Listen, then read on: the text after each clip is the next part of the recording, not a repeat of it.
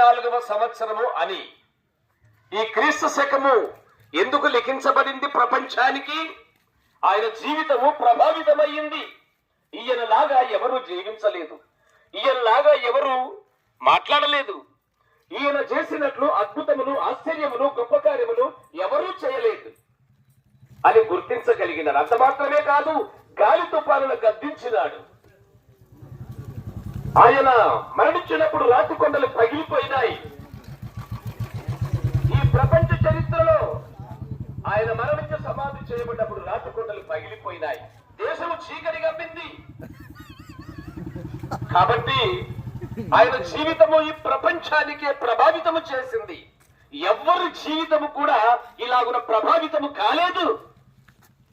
అటువంటి మహానుభావుడు ఆయన మనందరి కొరకై ఈ లోకంలోకి వచ్చాడు. అందుకనే